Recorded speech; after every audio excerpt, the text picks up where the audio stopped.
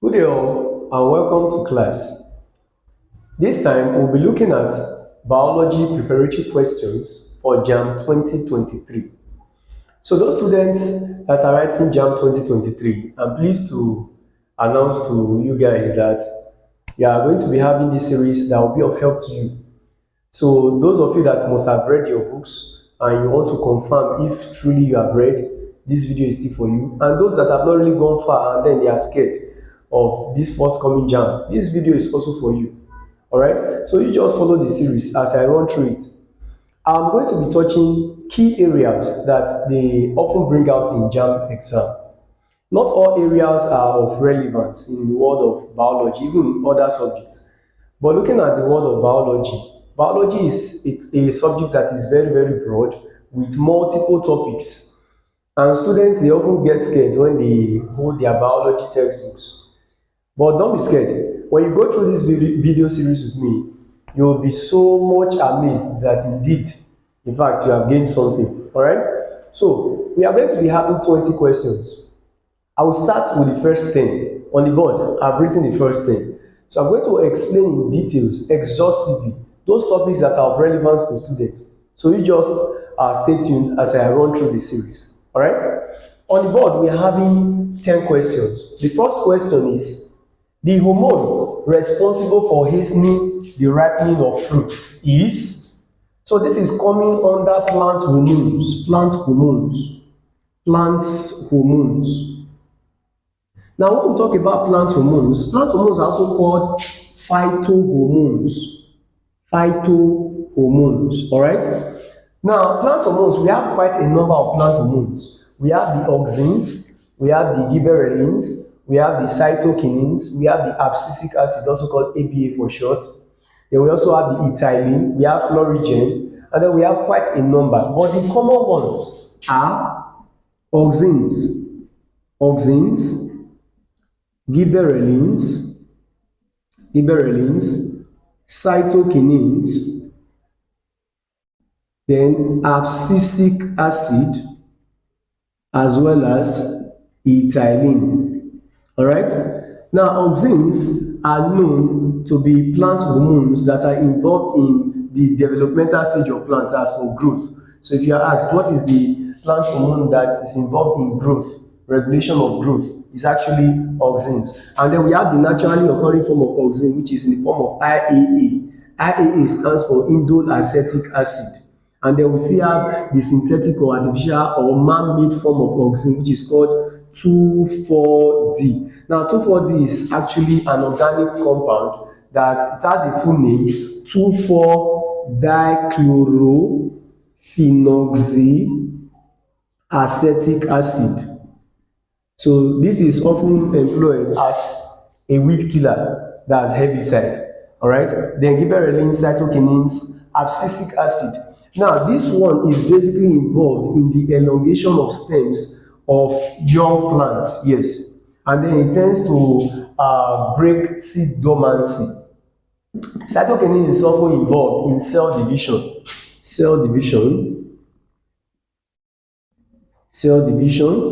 Then while this one is often involved in the breakage of seed dormancy. All right. ABA, which is abscisic acid, it tends to induce leaf abscission. And what is leaf abscission? It means the falling off of leaves, those matured leaves. So they tend to fall off. So when they fall off, they get replaced by fresh new leaves. All right. And again, this ABA, abscisic acid, is also involved in the controlling of the opening and the closing of the stomata of leaves. All right. So take cognizance of that. Therefore, ethylene, this is the hormone that is used to induce the ripening of fruits. If you are going through the series of organic chemistry in chemistry lessons, you get to know that ethylene is also called ethene, and it is an organic compound. So the correct answer to this question is B, ethylene. Then question 2, which scientist is concerned with the modern evolution of mutation talking about the mutation theory. Now, the person that postulated the mutation theory, his name is Hugo de Vries. Hugo de Vries. So the answer is option C. Lamarck actually brought about certain theories in evolution: the theory of need, the theory of use and disuse, the theory of acquired traits or characters or characteristics. Then while the father of the natural selection in evolution is known as Charles Darwin, then Mendel is actually the father of genetics. He postulated laws in the world of genetics. Okay, we have the first law and then we have the second law of genetics according to Gregor Mendel. Then number 3, the organ of locomotion in paramecium is. Now we must need to understand what paramecium is. Paramecium is simply an organism and it is under the kingdom Protista, and it is actually an example of a protozoa. Alright, under the kingdom Protista, we have the plant-like protists and then we have the animal-like protists. Talking about the Protista, let me quickly give you the divisions, the two main divisions. Now, under the kingdom Protista, because we have 5 kingdoms, we have the Monera, the Protista, the Fungi, the Plantae, and the Animalia. Looking at the kingdom Protista, we now have those plant-like protists,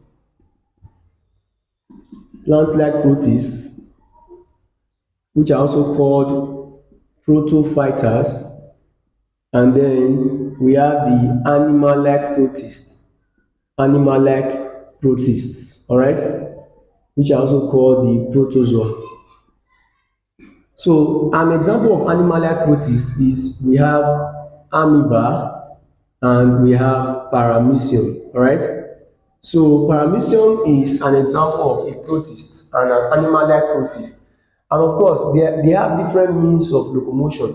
In the case of amoeba is, what does amoeba use? It uses pseudopodia as its means of movement or locomotion. Then while that of paramecium, it uses hair-like structures which are collectively called cilia. So it's cilia that paramecium uses for locomotion. Alright, and we still have other protists, like the one that possesses both the plant-like and the animal-like features in it. We have Luglina. Now Luglina makes use of flagella for its movement. So it means that we could have pseudopodia, we could have cilia and flagella. For Luglina, it uses flagella, like I said. You don't see flagella in the option, you can go with flagellum, because flagella is plural form of flagellum. Then while if you don't see pseudopodia for amoeba, you can go with pseudopodium, all right? Then while this one, you can go with cilium. So all these are just like plural, all right? So the correct answer to this question is cilia. Then the instrument that is used, number 4, the instrument that is used in the measurement of turbidity is the dash. When we talk about turbidity, we are referring to water transparency, or the measure of the sediments that are found or present in water. And looking at that, turbidity is one of the abiotic factors or components in an ecosystem. So we have certain instruments that are used in the measurement of these different certain abiotic components. You see the option A, photometer. Now, photometer is used as an instrument for measuring light intensity. All right. Then while the option B is sec disc. Of course, sec disc is what is used in the measurement of turbidity. Never should you mistake turbidity for turgidity.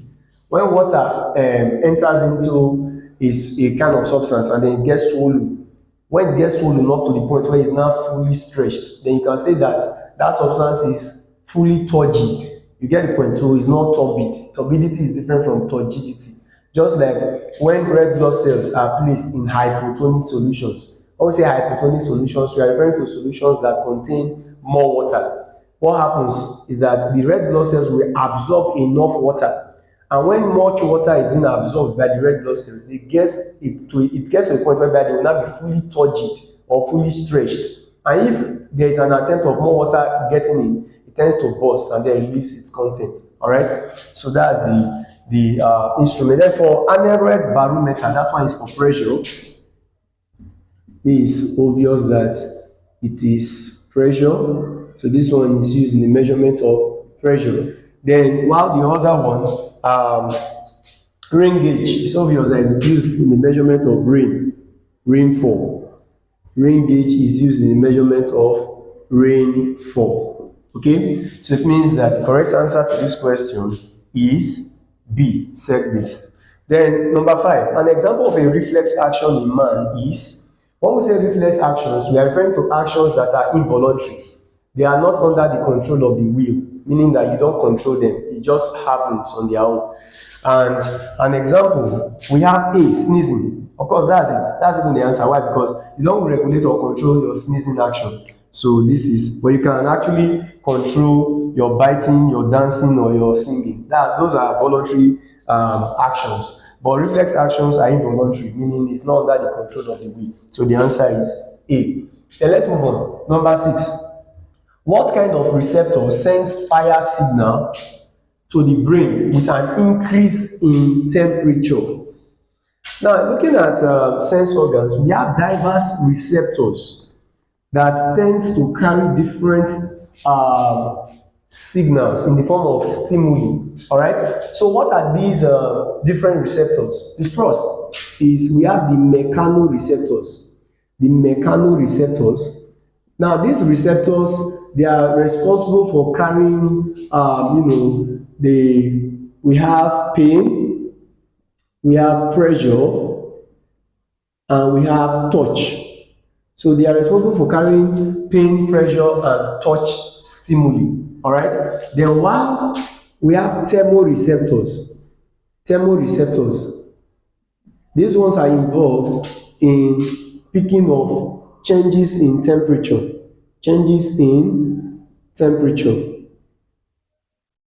Then we also have the chemoreceptors.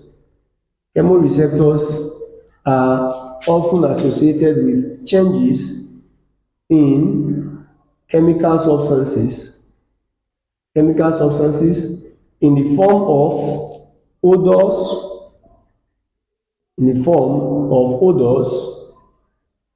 and tastes. Then we also have the photoreceptors. These ones are actively involved in the changes in light intensity. All right. So those are the receptors. So now we are being asked that what kind of receptor sends fire signal to the brain with an increase in temperature. So the only receptor that is involved in changes in temperature happens to be what? Thermoreceptor. So the answer is A. Then the next, DNA is a very large molecule made up of,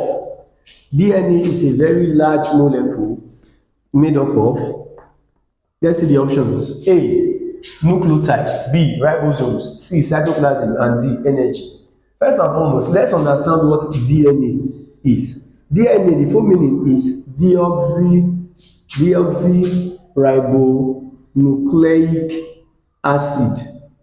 All right, so that's the full meaning of DNA, deoxyribonucleic acid, and it is actually present in the nucleus of cells. And looking at the nucleus, in the nucleus there are thread-like substances that are called chromosomes, and within the chromosomes then you have the genes. Then within the genes, that's where you have the DNA. The genes are considered to be the unit of inheritance. So within the genes you have the DNA. And DNA, they are generally known to contain nucleotides. They are made up of nucleotides. Please, never should you mistake nucleotides for nucleosides. Nucleosides exist as well as nucleotides. So the only discrepancy between nucleotides and nucleosides is that nucleotides, they possess phosphate group. Then while these ones, they do not possess any phosphate group. All right, so that's the discrepancy. Now, looking at the DNA structure, you get to understand that the nucleotides are made up of phosphate group. Then we have the nitrogenous bases. Then we also have the sugars, yes. And the sugar that is found in DNA is deoxyribose sugar. All right. Looking at the nitrogenous bases, there are four in number. And what are they? We have the cytosine, we have the thymine, then we have the guanine, and then we have the adenine. These are the four nitrogenous bases that are present in the strand of DNA. DNA is considered to be a double-stranded helix molecule. According to Francis Crick and James Watson, they describe DNA strand as a twisted ladder or staircase capable of zipping apart. And of course, you see these four nitrogenous bases, they are always in pairs. And what does that mean? Using the Chagall's rule, there's a rule called Chagall's rule for you to know the correct pairing of our nitrogenous bases. Of course, it goes in this pattern of GCAT. Now, guanine always pairs with cytosine, while adenine always pairs with thymine. Observe it, you notice that the bonds that are holding the guanine and cytosine are triple bonds. Then while these ones, they are double bonds. So it means that the bonds here, they are stronger. And one thing that you need to know is that generally the bonds that connects base pairs together, or these nitrogenous bases, is hydrogen bond or H bond for short. All right. So looking at the DNA strand, we are aware now that it is made up of what? Nucleotide. All right. Looking at ribosomes, ribosomes are simply cell organelles that are involved in protein synthesis. Protein synthesis, please. Never should you mistake that for photosynthesis. Now, the organelle of the cell that is involved in photosynthesis is chloroplast. Then while this one is protein synthesis, the synthesizing of proteins or the making or manufacturing of proteins. This one is considered to be the environment of the cell. And of course, the living part of the cell is the protoplasm. So never should you forget this. The living part of the cell is protoplasm. And what constitutes the protoplasm is the cytoplasm plus the nucleus. So when you sum up cytoplasm and nucleus together, it gives you the protoplasm. So you can also be asked, which one is the living component of the cell? And you don't find this in the option. Then they will certainly put these two in pairs in one of the options. So you can go with them. All right, so this is the environment of the cell. Then, of course, this is energy. You know what energy is. All right, so the next question. The shape of the eye is an example of what variation? The shape of the eye is an example of what variation? Now, there are two types of variation. When we talk about variation, we are referring to differences that are seen in a group of organisms of the same species. And of course, the two types of variation that we have are, we have the morphological variation, and we have the physiological variation. Variation that talks about the physical forms of humans or organisms. Changes in the physical forms of humans or organisms is the morphological variation. Talking about, you have shape. When you talk about shape, you have size, you have height, you have weight, even fingerprints. Yes, all these are examples of morphological variations. And one thing you need to take note of is this: morphological variation gives rise to continuous variation. So it means that continuous variation and morphological variation, they are sort of similar. Then while for physiological variation, this one talks about the function of a human being, talking about the activities that are being carried out, the role that are being played by a human. That's talking about the behavioral activities of a human. That's under the physiological variation. And classical examples of physiological variation includes, we have the blood group, then we have the ability to taste PTC chemical, And what's PTC chemical? PTC stands for phenyl thiocarbamide. Okay, so ability to taste PTC chemical. They also have tongue rolling. Yes, tongue rolling. All right. So all these are examples of physiological variation. And like I said, about morphological variation, I said it gives rise to continuous. Then physiological variation gives rise to discontinuous variation. Discontinuous variation. All right. So take cognizance of that. So in this case, we are asked that the shape of the eye, shape. Of course, shape falls under morphological. Or if you don't see morphological, you can go with continuous. But in this case, there is morphological. So the answer is A. Then the next question. A universal recipient of blood belongs to blood group. So this is taking us to blood group now. When we talk about blood groups, we are referring to the different blood groups ABO system present in man. And of course, we have 4 types of blood group. We have blood group A, we have blood group AB, we have blood group B, and blood group O. Okay, now the one that is called the universal donor is blood group O. So blood group O is called universal donor. All right, the reason why it is called universal donor is because it is the only type of blood group that does not have antigen, no antigen. All right, so that's the reason why it can donate to all blood groups. Then the universal recipient is blood group AB.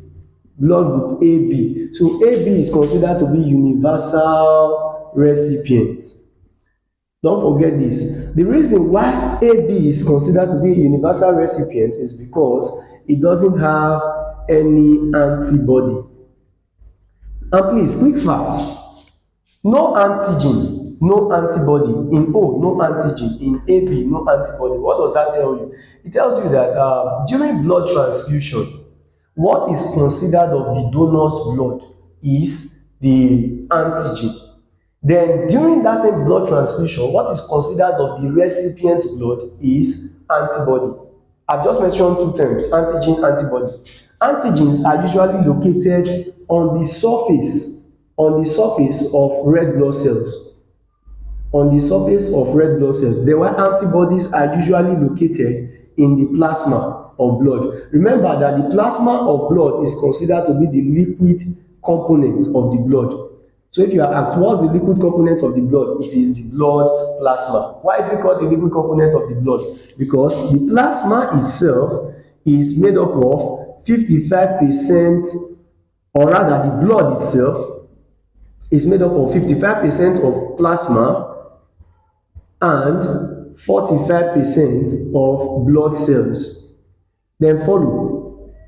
This 55% of plasma itself is now made up of 90% of water, and the other 10% is to dissolved nutrients.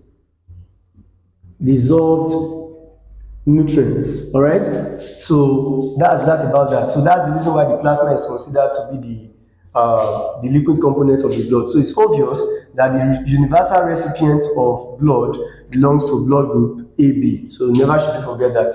Looking at number 10, which of the following carries deoxygenated blood? Now we need to understand that we have 2 forms in which blood exists. And what are the 2 forms? We have the oxygenated form and the deoxygenated form. When we say blood is oxygenated, it means it contains oxygen. Then when we say blood is deoxygenated, it means it doesn't contain oxygen. All right. So we have blood vessels that are involved in carrying blood. We have the arteries, we have the veins, and then we have the capillaries. The arteries are involved in carrying oxygenated blood. All right. Then while the veins, they carry deoxygenated blood. These ones, they carry deoxygenated blood. All right. Then while the capillaries, they carry both oxygenated and deoxygenated blood. Both oxygenated and deoxygenated blood. Now, the reason why capillaries are known to carry both oxygenated and deoxygenated blood is because capillaries, they act as a network that connects, as some texts will call it, arteries to veins. That's not really appropriate, but rather small branches of arteries that are called arterioles are connected to small branches of veins that are called venules. So these arterioles connected to venules is by the capillaries. So it is the capillaries that does that function. They tend to connect the arterioles to the venules. Hence, they carry both oxygenated and deoxygenated blood. Again, we are aware that arteries carry oxygenated blood, but there is actually an artery that carries deoxygenated blood. So the artery that carries deoxygenated blood is called pulmonary artery. So this artery carries deoxygenated blood. All right, deoxygenated blood. Then for veins are known to carry deoxygenated blood, no doubt. But there's a vein that carries oxygenated blood. That vein is called pulmonary vein. So this one carry oxygenated blood. All right, oxygenated blood. Now, there is something you should take cognizance of. You must need to understand the structure and function of the heart. Of course, you are aware that the heart is the organ that pumps blood to the different body parts. And looking at the structure of the heart, we have the left part and the right part. The left part of the heart is concerned with carrying oxygenated blood, then while the right part carries deoxygenated blood. And then you have the different blood vessels that are working hand in hand. Looking at the options, it's obvious that the answer to the question is pulmonary artery. The reason is because it is the only blood vessel there that carries deoxygenated blood. While pulmonary vein carries oxygenated, arteries generally they are known to carry oxygenated. Then aorta is actually considered to be the largest artery. So this is the largest artery. So it's a kind of artery, hence it should also carry what? Oxygenated blood. So that's that about that. So we are going to look at the next series being from the 11th to the 20th questions. All right, stay tuned. Now to question 11. The following are sense organs except dash. Now we have skin, we have tongue, we have eyes, we have heart. We have 5 sense organs. There are 5 sense organs. And what are they? We have the skin, we have the nose, then we have the ears, we have the eyes, and we have the tongue. Now the skin is a sense organ responsible for touch. Then while this one is for perception, odor perception, for smell. Then while this one is for hearing and balancing, that's for the ears.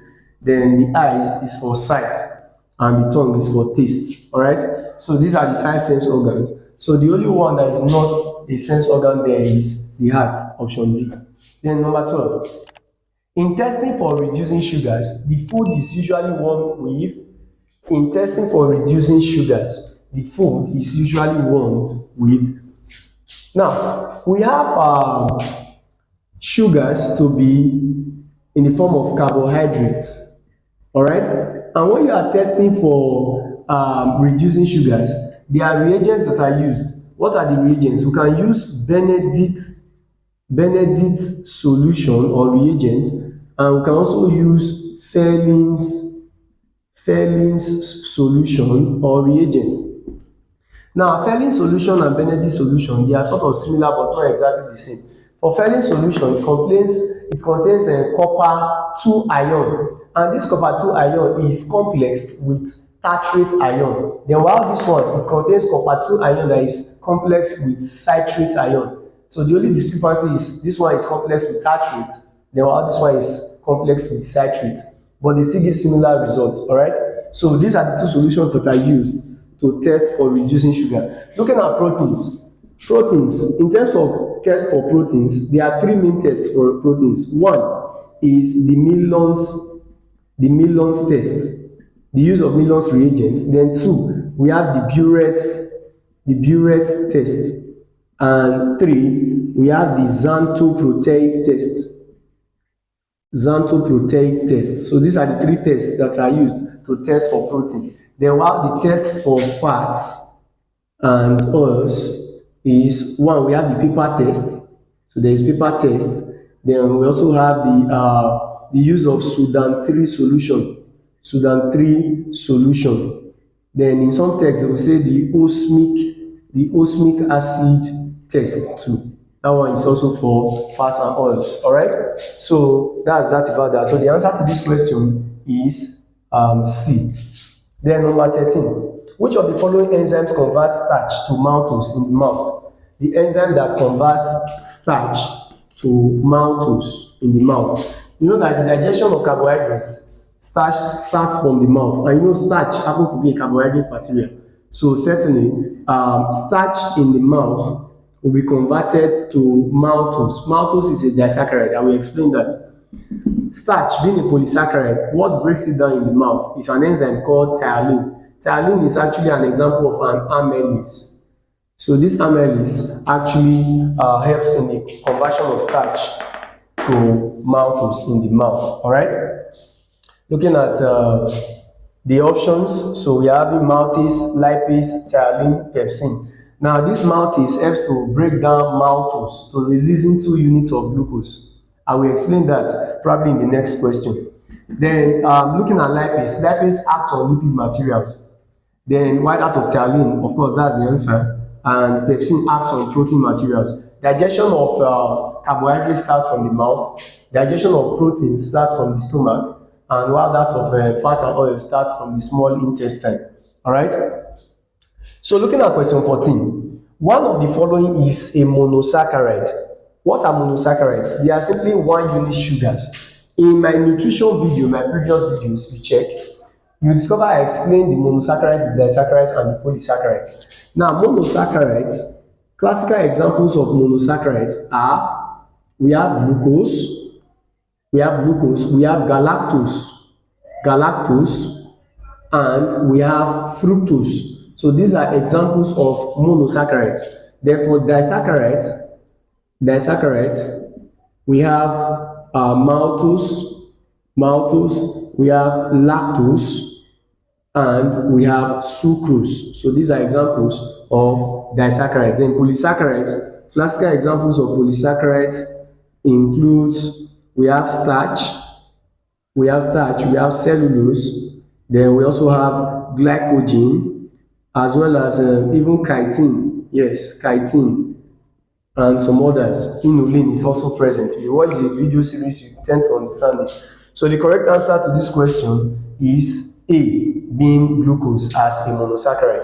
Now, when you add 1 plus 1, it gives 2, no doubt. Then, if I add 2 monosaccharides, certainly I will obtain a disaccharide, because the word mono stands for what? 1. So all these sugars are considered as 1 unit sugars. Then while this one 2 unit sugars, then while this one many unit sugars. Okay. So if I add 2 monosaccharides, it gives a disaccharide. So this is my code GGM, GGL, and GFS. Now, what does this mean? Glucose plus glucose being 2 monosaccharides gives a maltose unit. Then glucose plus galactose gives a lactose unit. Then glucose plus fructose gives a sucrose unit. So you can remember using MLS, medical lab science. That's still a code to remembering your disaccharides. Maltose, lactose, sucrose. All right. So that's about that. So the answer is A for that question. Then number 15. The rod-like group of bacteria are known as. Now, what is bacteria? Bacteria is simply a microorganism.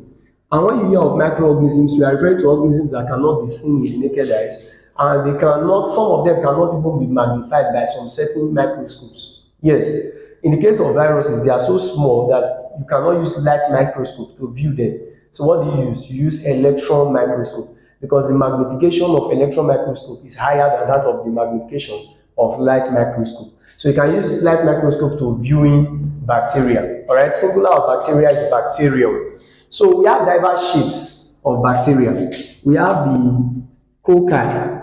Cocci is actually known to be spherical. This one, they are spherical in shape. Then we have the vibrio. Vibrio, they are actually comma shaped. Then we have the spirally. This one is spiral shaped. Then we also have the bacilli. Now, bacilli is rod shaped. All right.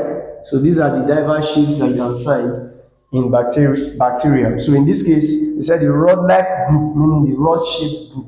They are the bacilli. So option C is the answer. Then number 16, which of the following connects muscles to bones in animals? If you visit my video series on supporting tissues in animals, then you will understand this better. That ligaments, they connect bones to bones, while tendons, they connect muscle to bones. So the answer is A. Then the next, which of the following is not a human excretory organ? Which of the following is not a human excretory organ? Of course, looking at the options, A is skin. Skin is an excretory organ. The skin tends to excrete sweat. So the skin excretes sweat. Then looking at the second option, we have liver. Now the liver carries out a process called deamination, and this deamination process helps in mopping up excess amino acids because we don't have storage organs for them. So it mops up excess amino acids. First, they get converted to ammonia, then ammonia will now be in turn converted to a water-soluble excretory waste product called urea. So urea is produced by the liver. Please, never should you mistake urea and urine. Urine is to kidney, while urea is to liver. So let's continue. Of course, I've just said this now. Kidney, we have urine, all right? And then stomach is not. Of course, the stomach does not excrete anything. So hence, the answer is C, all right? So please, never should you forget the fact that in the kidney, there is something that is called the basic unit of the kidney. And the basic unit of the kidney is called the nephron. The nephron.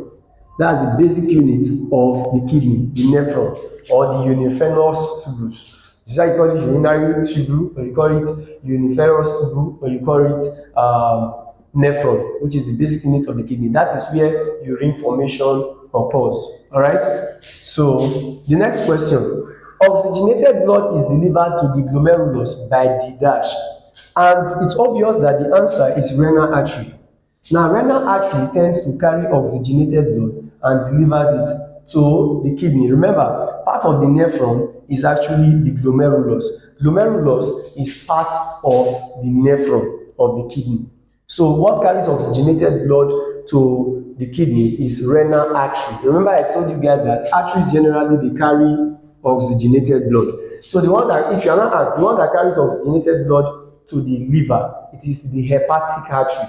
All right, tend to understand the different arteries that carry oxygenated blood to different body parts. All right, so that's still very, very important. When I have time, I will take the series of heart, and then I will tell you guys much about heart and the different blood vessels. All right, so the next question, question 19. Actions that are consciously controlled by the human brain are, of course, I have explained this, I think, in a previous question, that voluntary actions are actions under the control of the will, meaning they are consciously controlled by the brain. So the answer is D. Involuntary, they are not under the control of the will. Talking about reflexes, involuntary, they are same, instinctive, they are same. Then number 20, the excretory structure of insects is, A, Mapigian tubules, then B, flame cells, C, lungs, D, kidney. Of course, you cannot find lungs. This is wrong. Then you cannot find kidney there. Flame cells, they are actually the excretory structure of flatworms under the phylum Platyhelminthes. Then you talk about the tapeworm, you talk about the flukes, the blood fluke, the liver fluke. They make use of flame cells as their excretory structure. Then looking at Mapigian tubule, that's actually the answer, Mapigian tubules. But there is something I want to clarify. Please, never should you mistake Mapigian tubules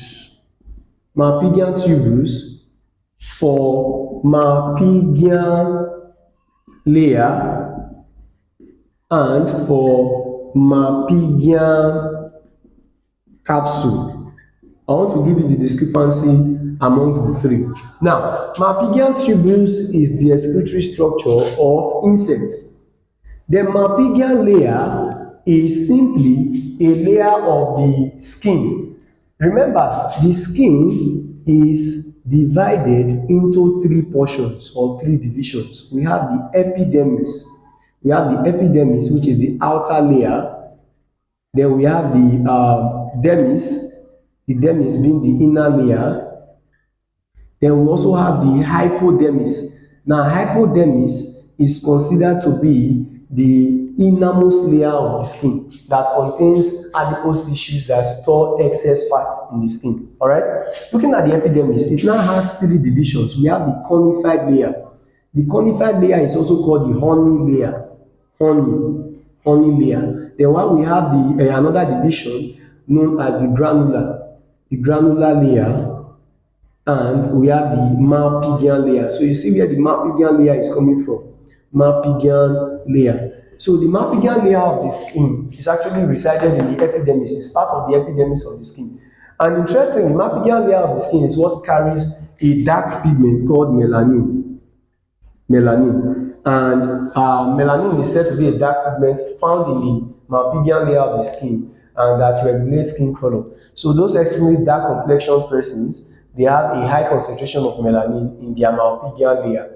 Alright, the absence of melanin leads to a condition known as albinism, and it can be genetic disorder. Alright, and then we have the granular layer of the skin, which tends to replace the conified layer when it's damaged or injured. This one is made up of dead cells. This one is living cells. Granular layer is living cells. Malpighian layer is living cells. Conified layer is dead cells. Alright, so Malpighian layer is actually a layer of the skin. The Malpighian capsule is formed by the combination of glomerulus plus Bowman's capsule in the kidney. So glomerulus plus Bowman's capsule forms Malpighian capsule. So this one is associated with the kidney, this one is associated with the skin, then while this one is associated with insects. So never should you mistake one for the other.